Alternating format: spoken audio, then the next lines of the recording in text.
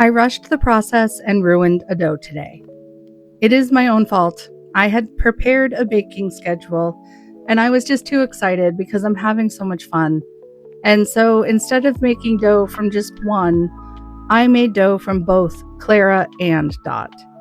Whole wheat ferments faster than bread flour, and it was a lot warmer today in my kitchen. So I turned them both out at the same time. Dot was ready. Clara was not. I could not bring her together to save my life. I tried slap and folds, more flour, coil folds, bench scraper, dry hands, wet hands. It would not hold shape. I wrestled with it for a bit and I just could not bring it together. So I wrestled it into a Banneton and we will see what happens tomorrow. It's a trust the cold proof process moment. Maybe 18 hours in the fridge will hold it together. It is not lost on me that the first loaf that I have made since my unserious loaf is my first catastrophic mistake. I just have to keep trusting the process. And once again, trusting the process has not failed me. I wrote that first part yesterday. It is the next morning, the oven is preheating, and by the end of this entry, we will find out if that dough was salvageable. I have news about my mom. My mom hasn't lived in the medical world and has a hard time understanding it.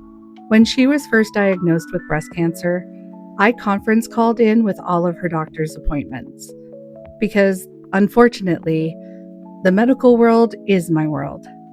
I asked questions, did all the updates, and sent out all the explanations. And I also have her medical charts.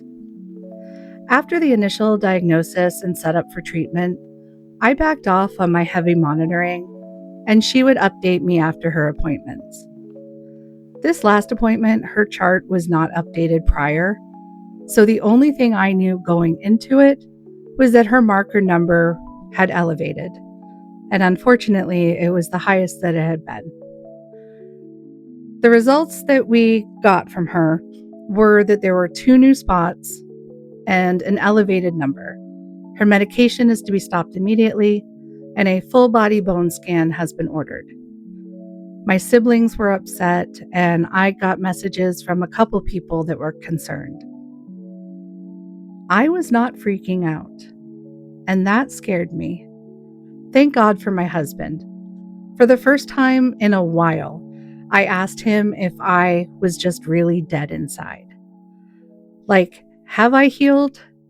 Why is my brother bawling in the driveway to a family friend, and I am not freaking out? He grabbed my hand and looked up at me. And I knew. I said, this is responding, not reacting. Another tangible data point in showing my growth. I am not dead inside. I just understand that this is what we were told would happen. As tolerance builds to medications, they change. It is just the first time it's happened, so of course everyone is scared. While I was writing this entry yesterday, I thought about her chart, and so I decided to check it. Her scans had not been up, but since her appointment had passed, I thought, why not? I'll check. And I'm glad I did. I am trusting myself and trusting the process. That the work that I have done has actually made a difference in my life and how I operate. I didn't panic, and I responded with a level head.